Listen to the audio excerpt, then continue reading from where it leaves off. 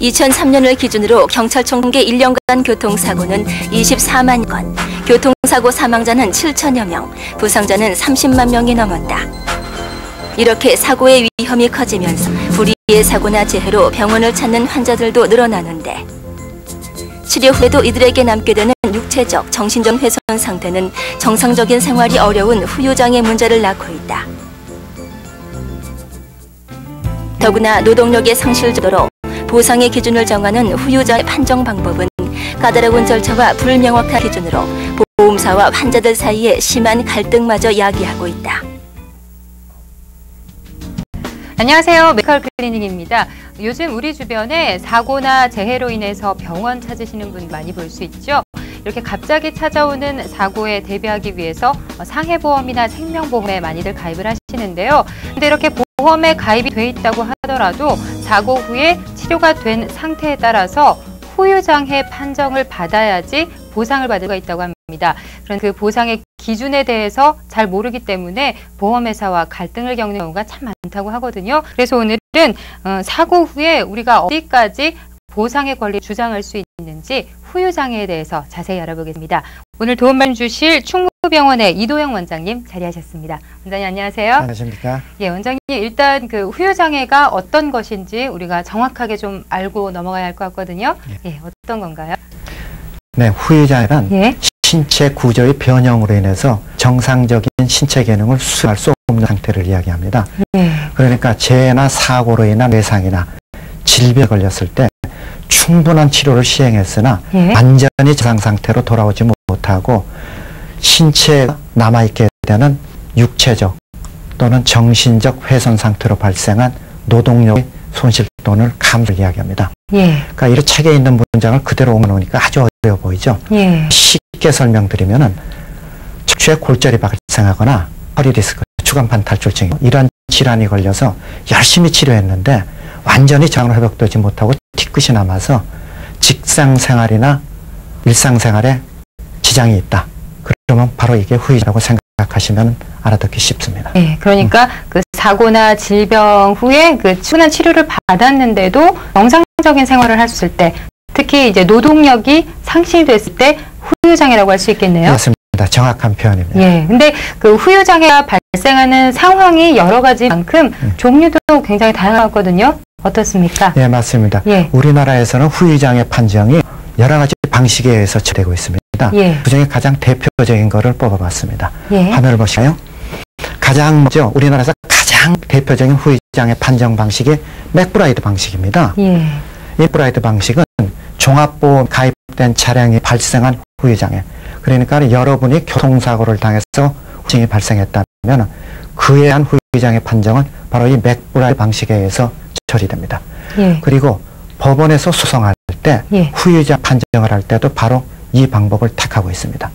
그리고 그 다음에 산업재해 보상 방식이 있는데 이것은 직장에서 그마다 재해로 발생한 후유장 판정에 사용되는 방법이고요. 그리고 장애인복지법 방식은 여러분이 동해에서 장애자 수첩을 발부받을 경우가 있을 때는 그에 대한 후유장애 판정 기준은 바로 장애인복지법 기준에 의해서 처리된다는 뜻입니다. 아, 그러면 동사무소에 가서 그 장애인 수첩을 받을 수 있는 건가요? 맞습니다. 그리고 생명보험 방식은 생명보험이나 교육보험 그리고 종합 직장보험에 가입한 환자분이 후유장애가 발생했을 때는 생명보험 방식에 의한 장애 판정 기준에 따라야 한다는 뜻입니다. 그리고 상해보험 방식은 재해보험, 운전보험 등에 가입한 분이 후유증이 발생했을 때 처리하는 판정 기준입니다. 그러니까 어떤 종류, 어떤 상황에서 사고가 발생했느냐, 또 자기가 어떤 보험에 가입이 돼 있느냐에 따라서 그 후유장애 방식이 달라지는 것 같은데요. 그 여러 가지 종류의 후유장애 각각의 차이점이 뭔가요? 후유장애를 이해하시려면 먼저 후유장애는 영구적 후유장애와 한시적 후유장애 두 종류가 있다는 걸 알아야 합니다. 그러니까 영구적 후유장애는 이름 그대로 육체 또는 정신적 훼손 상태로 발생한 노동력의 손실은 감소가 시간이 경과해 도와지지 않고 끝까지 남아있는 후유장애를 말하죠. 그리고 한시적 후유장애는 시간이 경과하면서 점차 호전되는 후유장애를 말합니다. 예. 그런데 맥브라이드 방식에서는 한시적 후유장애 그리고 영구적 후유장애 두 가지를 모두를 인정하고 있습니다. 예. 그런데 나머지 이외의 후유장애 판정 방식에서는 예. 영구적 후유장애만 인정하고 있어요. 그러니까 이런 차이점이 예. 문제를 야기할 수 있습니다. 네. 그리고 또 지금 설명드린 모든 후유장애 판정 방식은 그 장애 등급 판정 기준이 근본적으로 서로 다릅니다. 각각의 방식에 따라서요? 예. 여기에서도 또 문제점이 발생할 수가 있거든요. 예. 그러니까는 직장에서 가시던 분이 불의사고 재해를 당해서 후유증이 발생했다면 예. 이분은 산업재해 보상보험에 의한 후유장애 판정을 받아야 합니다. 예. 그런데 이분이 만일 상해보험에 가입한 상태라면 이분은 상해보험 약관에 의한 기준으로 다시 그 약관에 맞는 후유장애 판정을 다시 받아야 한다는 뜻이거든요. 두 번을 받아야 되나요? 네, 맞습니다. 예. 그러니까 쉽게 말해서 생명보험에 가입한 분이 교통사고를 당해서 후유증이 발생했다. 네. 그러면은 맥브라이드 방식에 의한 후유장애 하나, 네.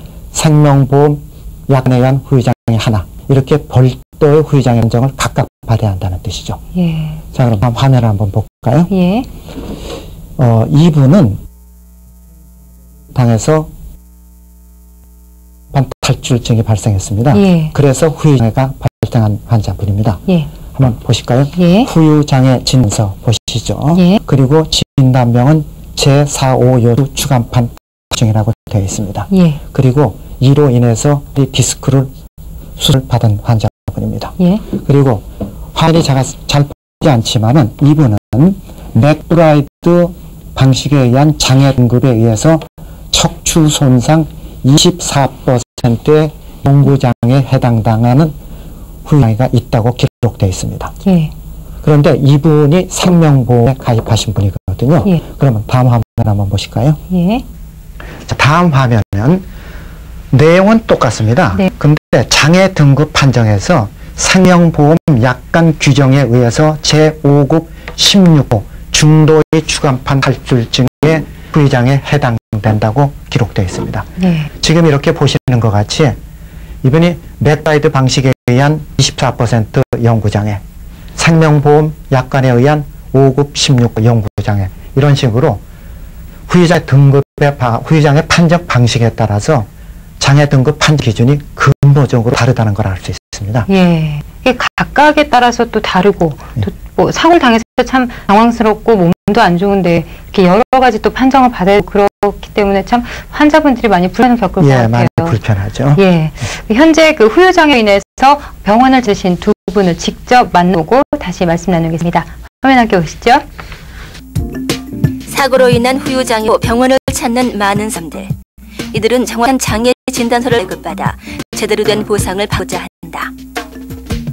하지만 너무나 복잡한 보상의 기준과 판정 방법은 보험회사와 환자들 간의 의견 대립을 갈수록 심화시키고 있는데. 제가 예전에 교통사고가 나요. 십자인대가 끊어져서 그거 보상받으려고, 그러니까 생명보험을 예전에 들었었거든요. 그것 때문에 보상받으려고 왔어요. 근데 어떻게 됐나요, 결과는? 결과는 네, 해당이 안 된다고 우선은 나왔거든요. 그래서 예전에 그런 게 해당이 다 되는지 알고 지금 왔는데 되게 황당해요. 안 되게 돼서. 그런데 문제는 생명보험이나 상해보험은 자기네들이 규정한 범위 안에 드는 경우에만 후유증을 인정하니까 실제 후유증이 있다 하더라도 생명보험이나 상해보험 약관에 규정된 후유장애 범위를 벗어난 후유장애는 장애 진단에 해당 사항도 안 되고, 그렇게 되니까 보상금 지급 사항이 아니거든요. 최근 몇 년 사이 이러한 후유장애 보상 문제로 병원을 찾는 일의 증가 속도는 빨라지고 있는데, 늘어나는 추세만큼 환자들의 상황이 저마다 다르기 때문에 각 환자마다 상황 차이를 인식하는 것이 중요하다고 한다. 그때가 3월 초에요. 3월 초에 제가 신호 대기 중에 후미 추돌한 그 사고였거든요. 그런 사고 나서 제가 입원을 했었어요. 근데 이제 그 가해자 측 보험회사에서 이제 어느 정도 그런 걸 해줄 걸 알고 이제 입원했었고 했었는데, 제가 이제 또 생명보험을 가입했거든요. 생명보험 가입하고 3일인가 지나면 하루당 받는 그 금액이 있어요. 그거는 알고 있었는데요. 나중에 또 이제 후유 장애가 생기면은 그에 대한 또 이제 또 보험금이 있더라고요. 그런 거는 몰랐었습니다. 좀 전에 보셨듯이 그 생명보험에 해당이 되시는 분이거든요. 근데 실제로 후유증의 정도를 비교해 보면은 지금 좀 전에 전방십자인대 수술해가지고 인대 재건술한 분이 추간판 탈출증 한 분보다 훨씬 후유증은 더 심합니다. 그런데 생명보험 약에 추간판 탈출증은 경모의 추간판 탈출증도 상해보험이나 생명보험에 해당된다고 약관에 규정이 되어 있습니다. 그러니까는 추간판 탈출증은 경미한 추간판 탈출증이라도 상해보험이나 생명보험에 후유장애에 해당이 되는 거고, 지금 직전에 보신 이분은 분명히 후유증은 경도의 추간판 탈출증보다 더 후유증은 심하지만은 약관의 규정 항목이 없기 때문에 해당이 안 된다는 뜻이거든요. 그러니까 어떤 식으로 보면 좀 불공평한 면이 있죠. 예, 직접 후유장애 진단서를 발급받으려는 환자분들을 만나봤는데요. 각자 자신의 상황이 어떤지를 잘 알아야지 제대로 된 보상을 받을 수 있을 것 같습니다. 그런데 이 후유장애 판정을 받으래요. 언제 받는 것이 가장 적당한가요? 예, 그러면 한번 보실까요? 예. 후유장애 치료 과정을 간단하게 설명한 표입니다. 예. 첫째가 치료기죠. 그러니까 재해로 인한 상해 또는 질병에 대해서 치료가 필요한 시기니까 더 이상 치료가 필요 없겠죠. 예. 그리고 두 번째 재해는 물리치료가 필요한 시기입니다. 그리고 마지막으로 회복기가 있는데, 회복기는 사람의 몸은 스스로 회복하는 능력이 있기 때문에 예. 특별한 치료를 시행하지 않아도 시간이 경과하면서 서서히 상태가 호전됩니다. 네. 그러니까 우리는 이런 시기를 한시적 후유장애 시기라고 얘기하거든요. 예, 회복기. 예, 맞습니다. 그러니까 예. 한시적 후유장애 시기가 바로 회복기를 뜻하는 겁니다. 예. 그런데 이 한시적 후유장애 시기를 지나 충분히 시간을 경과했는데도 증상이 더 이상 호전되지 않고 남아있는 육체적, 정신적 훼손 상태로 인한 노동력의 손실 또는 감소를 영구장애라고 얘기했습니다. 예. 그러니까 후유장애 판정은 바로 이 시기에 봐야 합니다. 그러니까 회복기, 그러니까 한장애 시기를 지나서 맞습니다. 예, 끝난 후에 판정을 받아야지 좋다. 예. 예, 알겠습니다. 근데 사고가 발생한 후에 그 치료가 끝났는데도 그 보험에 가입하신 분들이 그 6개월이 지나서 판정을 받아야 한다고 기다리시는 경우가 있거든요. 이거는 어떻게 되는 네, 거죠? 맞습니다. 이 문제 때문에 환자들이 간혹 곤혹스러워하시고 예. 항의하는 분을 많이 보거든요. 예. 근데 왜 그런 문제자가 생기냐면은 우선 좀 전에 설명드렸듯이 그 후유장애는 한시적 후유장애, 영구적 후유장애 두 종류가 있고, 네. 그 다음에 생명보험이나 상해보험에서는 영구적 후유장애만 인정한다고 이미 말씀드렸습니다. 예. 그런데 어떤 분이 너무 일찍 후유장애 판정을 받게 되면 이 후유장애 판정 시기가 한시장애 후유장애 시기에 해당되거든요. 네. 그렇기 때문에 이런 배단을 없애기 위해서 너무 일찍 판정을 받지 못하게 하기 위한 예방책입니다. 그 기간은 이제 6개월이라고 정해둔 예, 맞습니다. 거예요? 예. 그러니까 이 6개월이라는 기간이 반드시 절대적인 기간이 아닌 것이, 예. 만일 어떤 분이 6개월이 경과했어도 치료가 종결되지 않았으면 후유장애 판정이 불가능하겠죠. 예. 그리고 어떤 분은 너무 치료가 종결된 경우도 있거든요. 네. 근데 이 경우는 치료가 일찍 종결되었고 후유장애 판정을 받을 때는 현재 후유장애 판정 시점이 아닌 이분이 일정한 시기를 경과해서 한시장애 시기를 지나고 네. 더 이상 증상이 호전되지 않는 영구장애 시점일 때의 증상을 미리 예측해서 판정하면 가능합니다. 아, 미리 예측할 수도 있군요. 예. 그런 경우에는 환자분이 이해를 못 하시는 분이 있습니다. 예. 그러니까 지금 상태는 이런데 왜 장애 이거보다 좋게 나오냐. 예. 그런데 한시장애 시기를 제하고 영구장애 시기만 판정하기 때문에 현재보다는 상태가 호전된 시기를 판정할 수밖에 없는 거죠. 호전이 될 거라고 이제 예측을 하고. 예, 알겠습니다. 맞습니다. 참 정말 이런 세세한 아주 복잡한 것까지 잘 알고 있어야지 자기가 그 장애 진단을 발급받을 때 제대로 대처를 할 수 있을 것 같네요. 네, 예. 맞습니다. 근데 그 후유장애 판정 시에 기왕증이라고 해서 또 그 장애를 삭감한다고 들었거든요. 예. 기왕증이라는 게 어떤 거죠? 과거에는 기왕증 때문에 환자분이 굉장히 항의를 많이 하셨습니다. 근데 예. 요새는 많이 일반화돼가지고 기왕증을 이해하시는 분들이 비교적 많아요. 예. 그 기왕증이 어떤 뜻이냐면은 예. 이번에 발생한 재해나 사고는 무관하게 기왕에 본인이 가지고 있던 신체 이상이나 변성이 후유장애 발생에 영향을 미쳤다면은 그건 본인의 질환이기 때문에 사고로 인한 것이 아니죠. 예, 예. 그만큼 삭감해야 한다는 뜻입니다. 예. 쉽게 알아듣기 쉽게 얘기해가지고 허리 디스크 추가판 탈출증이죠. 예. 거기에 대한 기왕증에 관한 문제점에 대해서 한번 설명드려 보겠습니다. 예. 삶의 신체는 17세에서 20세쯤 되면은 노화 과정이 서서히 시작됩니다. 예. 그러니까 우리가 흔히 얘기하는 퇴행성 변성이 노화 현상이고 예. 정형외과 영역에서 척추, 사지관절 모두에서 노화 현상을 볼 수 있습니다. 예. 자, 그럼 한번 화면을 보실까요? 예. 왼쪽은 정상인의 허리 모습이고 오른쪽은 퇴행성 변성이 발생한 허리의 모습입니다. 예. 자, MRI를 보면은 여기에 허리뼈가 보입니다. 그리고 그 사이사이에 디스크, 추간판이죠. 예. 추간판이 보이시죠? 그런데 이 추간판은 가운데가 하얗죠? 예.